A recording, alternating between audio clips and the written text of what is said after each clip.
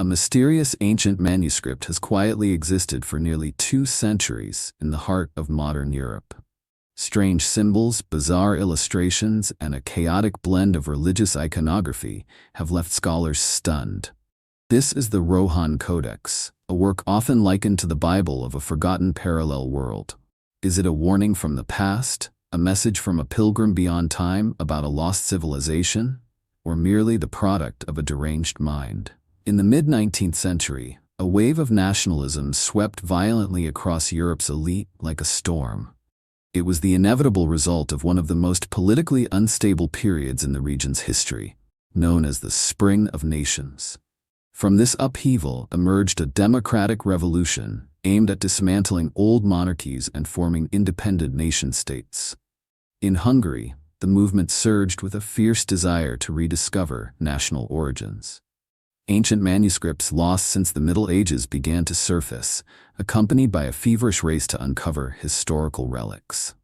To capitalize on this booming market, Samuel Literati Nemes, an archaeologist from Transylvania, opened his peculiar antiquities shop in Buda in 1835. Inside, he sold coins, ancient books, manuscripts, paintings, encrypted letters, royal decrees, and even fossilized bones, all catering to Hungary's wealthy aristocracy and their hunger for relics of the past. One of his most prominent clients was Lady Gustav Banff, owner of a vast collection of over 30,000 books. But Nemes was more than a patriot. He was a character. Eccentric, even. At the entrance of his shop, he erected a massive mammoth skeleton to draw attention. Through relentless collecting and hosting antique auctions, Nemes quickly amassed a considerable fortune. Among his artifacts, one book stood out above all. It contained 448 pages wrapped in parchment. Initially believed to date back to the 16th century, its true origin remains unknown. The Bianani family simply labeled it a Hungarian prayer book. Yet for many, the truth behind it defies all imagination. When opened, the pages reveal handwritten symbols that remain undeciphered, some resembling ancient Hungarian script. Scattered throughout are 87 crude illustrations, strangely distorted and blended with pagan and Islamic symbols. The book also depicts unknown leaders and battles never recorded in history. Researchers suspect it may be the key to unlocking a lost chapter of Hungarian history. Today, the manuscript is known as the Rohon Codex, named after the town where the Banff Library once stood, now Rimed, Austria. Nearly 200 years since its discovery, its contents continue to baffle linguists, historians, and esoteric scholars. Generations have tried to decode the strange script and philologic imagery hidden within the codex. All have failed. Portions of the manuscript have vanished entirely, leaving behind cryptic gaps and nonsensical fragments. Though no one has cracked its code, the internal symbol system shows a strange consistency. The characters are uniformly sized and spaced, leading many to believe it was created by a single individual or a tightly coordinated group. Most pages contain 9 lines of symbols, though some have up to 14. There are no clear indicators of letters, words, or sentence structure. Within these symbol chains lie over 800 unique glyphs, 10 times more than any known alphabet. More disturbingly, many symbols appear only once, or are embedded within grotesque drawings scattered across the manuscript. This has led to speculation that the codex may be a form of pictographic writing, akin to Egyptian hieroglyphs, Chinese Hanzi, or the Makako system. However, some pages contain familiar Latin characters, though they show no interaction or connection with the rest of the text. Debate continues over whether the codex should be read left to right, as in Western tradition, or right to left, as in Eastern cultures. Some even argue the symbols must be read bottom to top, or rotated entirely. Attempts to link the codex's symbols to Hungarian, Indian, or Arabic cultures have all failed. Other scholars insist it's not a language at all, but a cipher, deliberately constructed to conceal its contents forever. The Rohon manuscript has no title pages. Its illustrations are clumsy, lacking both technique and aesthetic, suggesting the author had no formal training. Some drawings seem purely decorative, possibly created to hide spelling errors or incorrect symbols. Notably, at the bottom of many pages, faint watermark symbols appear, an anchor within a circle, topped by a star. This is the hallmark of paper originating from Venice, dating to the early 16th century. However, this material may have been used in later periods, or even replicated due to its widespread popularity. Notably, the manuscript contains illustrations resembling familiar biblical scenes, such as the crucifixion of Jesus, the flagellation, the ascension, King David in prayer, Abraham sacrificing his son, and the adoration of the Magi, along with many other religious events. Strangely, all of these are interwoven with astronomical symbols, crescents, stars, suns, and even motifs resembling the swastika. This chaotic fusion has plunged scholars into a labyrinth of hypotheses. Could this be a remnant of a lost civilization where Christianity, Islam, and paganism once coexisted peacefully? Or did these three faiths merge into an entirely new ideology, buried forever by history? A bolder theory suggests that this multi-faith symbolism is actually a cipher reserved for a select few. They would be individuals capable of deciphering the hidden meanings beneath each stroke and figure.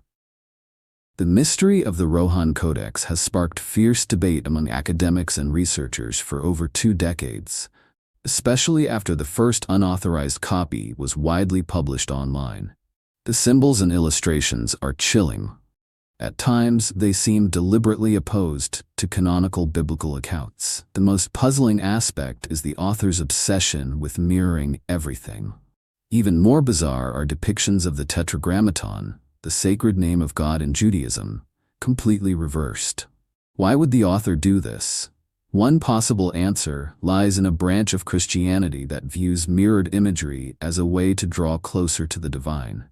However, a darker theory suggests this is part of an occult ritual, meant to disrupt natural laws, using inverted biblical stories and texts to summon ancient heretical magic. In this case, the scribe may have sought power beyond human limits, and the entire cryptographic system was designed to conceal that dangerous intent. There's also the possibility of a lost paradise, a place where a single syncretic religion once unified Christianity, Islam, and paganism in peaceful coexistence during medieval Hungary. Though it sounds implausible, it's not entirely meaningless, especially when we examine how the author deliberately altered violent biblical scenes. Images of the massacre of the innocents, the scourging, the final judgment, even the crucifixion of Jesus, are all strangely softened. Most striking is the depiction of Longinus. No longer the soldier piercing Christ with the spear of destiny, he is shown kneeling, breathing heavily beside him. There is no blood flowing from the chest, a stark contrast to medieval art, which emphasized suffering and death. The manuscript seems to invite sympathy for Longinus rather than condemnation. Could this unique and counter-traditional portrayal hint at a culture that valued redemption? Or perhaps it simply reflects a society where violence and its imagery were entirely erased. Another curious detail: despite numerous depictions of hell, there is no representation of demons. This is highly unusual in Christian art of the time, which was saturated with infernal iconography. All of this may suggest that the author lived in a culturally isolated environment, cut off from the outside world. Yet even that is not enough to identify the person behind this enigmatic book. Only one mark hints at authorship: 2 Latin letters, G-N and E-N, found on water-damaged pages numbered 222 and 223. The repetition of the letter N has led some to speculate that there may have been more than one author, possibly members of the same family. But due to severe damage and the poor quality of the surviving copy, any conclusion remains a search in the dark.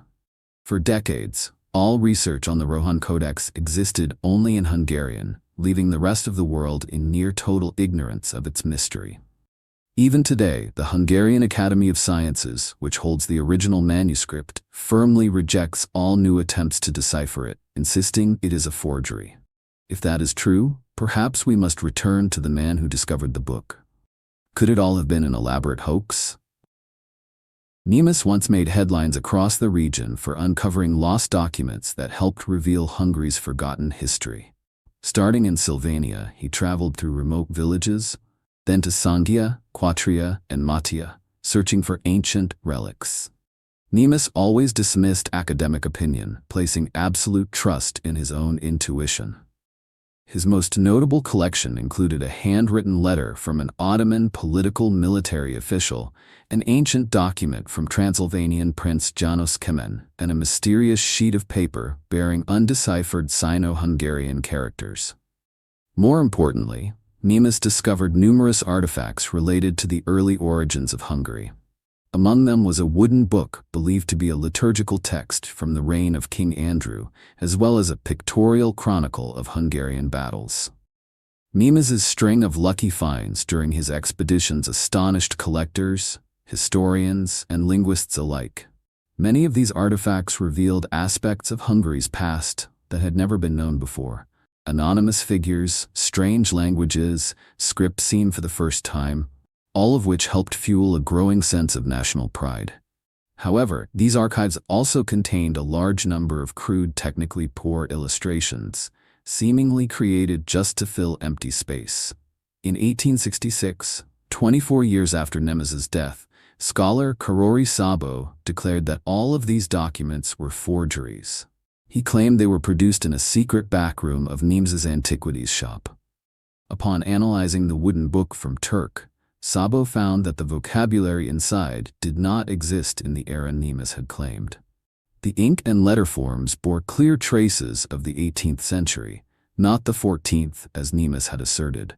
This discovery led to a sweeping investigation of other artifacts Nemes had presented.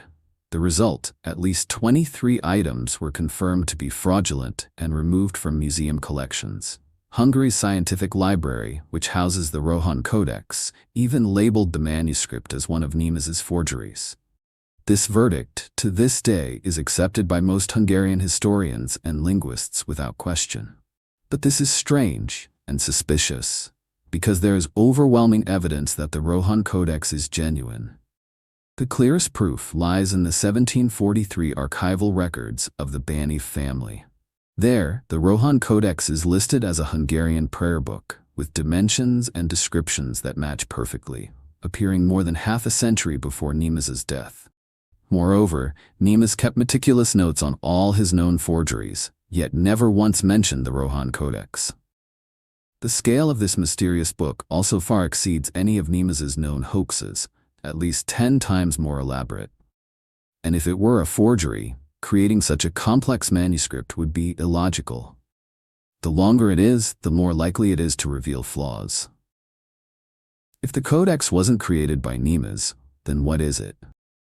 Though buried under the indifference of Hungary's academic circles, some international researchers have continued to pursue its mystery. Not long after the manuscript was donated to the library in 1838, Hungarian historian and linguist Janos Journey became the first to seriously attempt decoding the Rohon Codex. He examined each page carefully, noted ink smudges, and confirmed that the paper was indeed Venetian from the 16th century. Based on the illustrations, he proposed that the codex had Christian origins. It may have been written by the Tatars, Central Asian settlers in Hungary, who later converted to Christianity. Linguistically, Journey speculated that the text could be a lost Asian language once used by these people. But this was only an initial hypothesis. The next decoding attempt came from another eccentric figure named Nemes. He was a defector from mainstream academia, calling himself Professor of the People. Nemes even lived for 2 years in a bear cave, wearing only underwear and a monk's robe he stitched himself. He followed a vegetarian diet and taught curious villagers in exchange for wheat and fruit. This researcher devoted his life to tracing the origins of the Hungarian people, and firmly believed the Rohon Codex was written in an ancient runic script.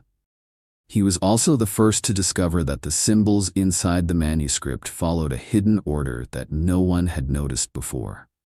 The entire text was right-aligned, suggesting it should be read from right to left, like Eastern traditions. Nemes published his findings independently.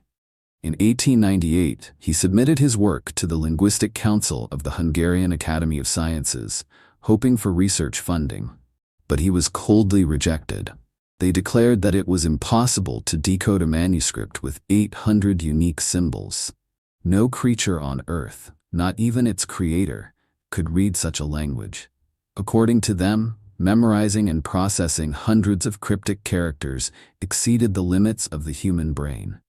The council concluded that Nemes had wasted his rare passion on a hopeless task. Anyone encouraging him to continue was doing harm to both him and the academic community. Even nearly a century later, the Hungarian Academy not only ignored but actively obstructed all research efforts related to the Rohon Codex. In 2002, Victoria Enchu asserted that the manuscript was written in a colloquial Latin dialect from the Dacia region, read from right to left and bottom to top. Unlike scholars who interpreted the manuscript through a biblical lens, this writer believed it was recounting the history of the Romanian kingdom and its conquest of Hungary under Emperor Vlad.